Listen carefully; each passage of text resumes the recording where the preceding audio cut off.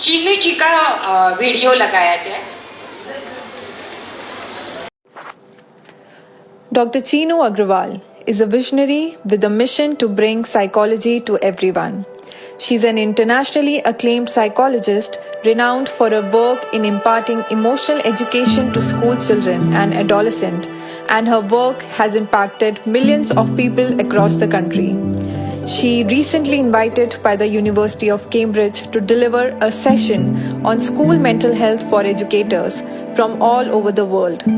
Her work has been appreciated by the President of India, mentioned her as Pasandida Manochikitsak. Dr. Agrawal is a director and founder of Feeling Minds, director of adolescent mental health of Wheels Global Foundation USA. She is also a professor in the Department of Psychology at SAM Global University, Bhopal, and a TEDx speaker. She is an internationally affiliated member of the American Psychological Association and an advanced REBT practitioner for children and adolescents, certified by the Albert Ellis Institute, USA. Dr. Agrawal is among the first certified in Diamond Leadership and Gottman Certified Relationship Leader from USA. Dr. Agrawal, as a trustee and research head of the HEMA Foundation, has been a pillar of strength in our journey. The entire curriculum of HEMA Foundation has been prepared under her expert guidance. She is dedicated to her mission of promoting value-based living. Her work is a testament to her commitment to nurturing the mental health of future generations. Chinu जी का स्वागत करने के लिए मैं आमंत्रित करती हूँ सारिका जी गोयनका को।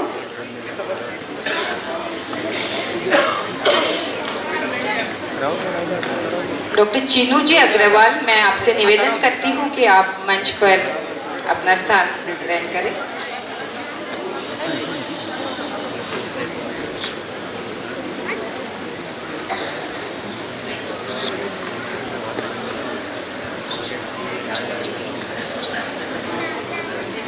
इसके साथ ही मैं मिताली जी लाठी जी से भी निवेदन करती हूँ कि वे भी मंच पर आए और ये टॉक शो का प्रारंभ करें।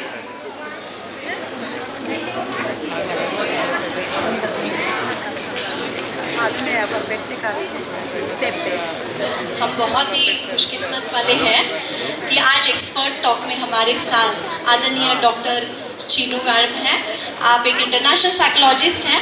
मैम, सबसे पहले आपसे ये सवाल है कि क्या स्क्रीन एडिक्शन ये एक आमली पदार्थ जिसको हम सब्सटेंस एडिक्शन कहते हैं वैसा ही है या इसको कुछ अलग हम कहेंगे? मिताली, बहुत अच्छा आपका सवाल है। स्क्रीन एडिक्शन को सब्सटेंस एडिक्शन जैसा ये लगता है, ऐसा कहने वाले रिसर्चर थे ग्रिफिथ, जिन्होंने 2013 में आईसीडी, जो हमारी इंटरनेशनल डायग्नोसिस की किताब है साइकियाट्री की, उसके अंतर्गत ये प्रपोज किया कि इंटरनेट एडिक्शन और स्क्रीन एडिक्शन को वैसा ही माना जाए। उसके बाद जितने भी शोध हुए उसमें इन दोनों में काफ़ी सारी समानताएं और कुछ डिफरेंसेस भी नज़र आए।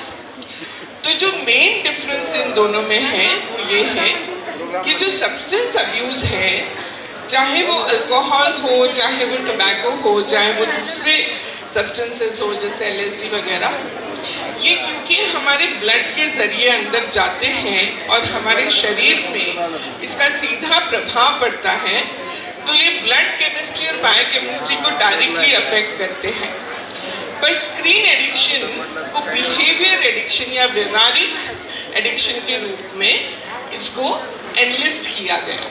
अच्छा, माना हम इसको कहेंगे कि एक तरह से बिहेवियर इंसान का चेंज हो जाता है, व्यवहारिक तो ब्लड के थ्रू नहीं जाता है, पर क्या ब्रेन में लगभग सेम चेंजेस देखे गए हैं या सेम चेंजेस आते हैं, या जिसको हम न्यूरोप्लास्टिसिटी कहते हैं कि ब्रेन के पाथवे चेंज हो जाते हैं?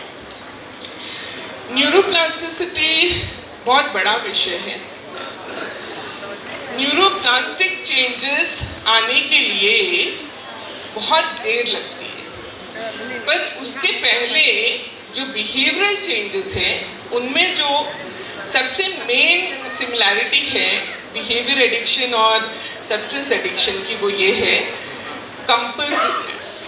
कंपल्सिवनेस कि आपका जिसको हम साइंटिफिक भाषा में कहते हैं कि कंट्रोल, इम्पल्स कंट्रोल जो है वो इम्पेयर हो जाता है।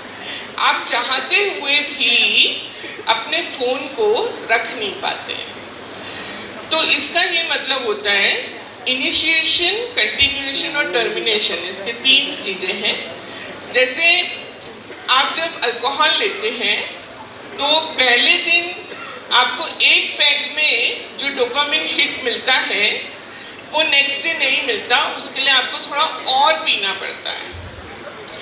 तो इसी तरह स्क्रीन में पहले आपको आधे घंटे में जो स्क्रॉलिंग करने में मज़ा आ रहा था, अब अगले दिन 1 घंटे में आता है वो मज़ा। तो इनिशिएट तो हमने कर दिया, अब ये कंटिन्यू हो रहा है आपका व्यवहार, ये इसकी सबसे बड़ी सिमिलैरिटी है। और प्रॉब्लम ये है कि टर्मिनेट नहीं हो पा रहा है, तो कंट्रोल आपका इम्पेयर हो गया है। यस, हम ये देख सकते हैं कि सभी को ये अनुभव है कि जब स्क्रीन, बच्चे या बड़े भी, अगर एक बार आदत हो जाती है तो एक तरह का डिपेंडेंसी बढ़ जाता है, कंट्रोल होना मुश्किल हो जाता है।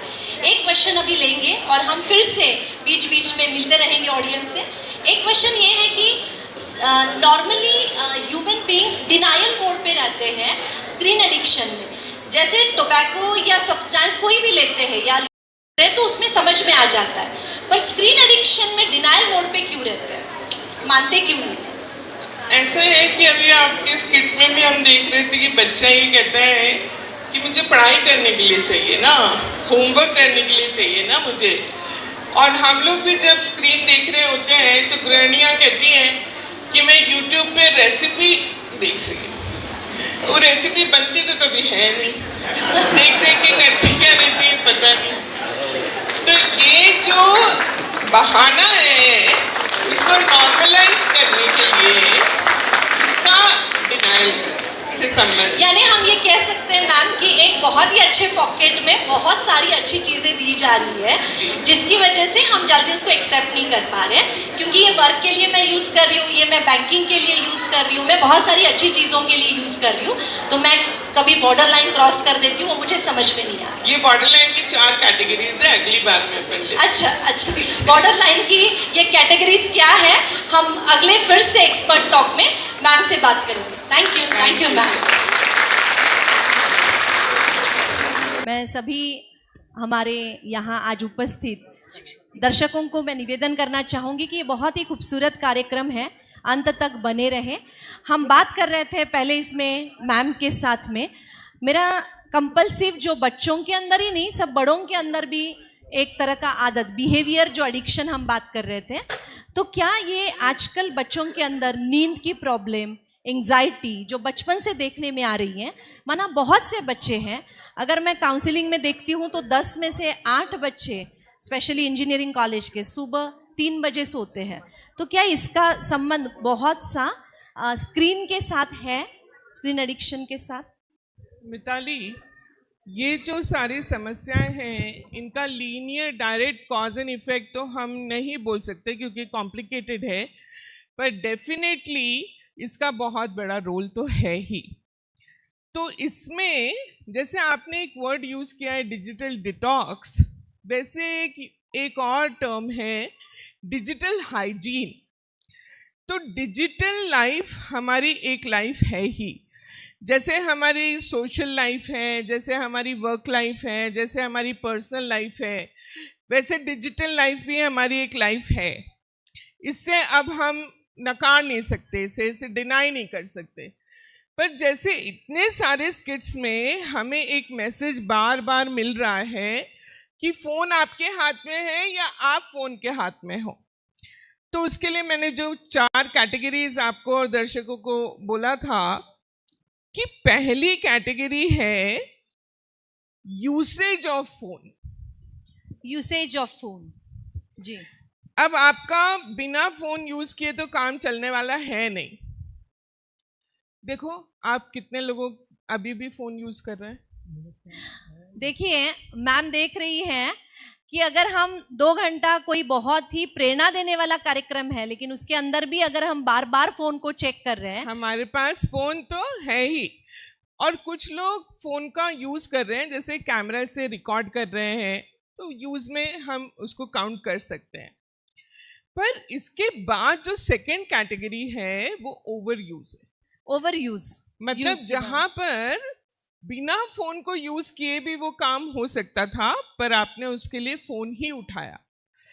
तो जैसे कि टाइम हम घड़ी में देख सकते थे, पर हम उसके लिए भी मोबाइल उठा रहे हैं।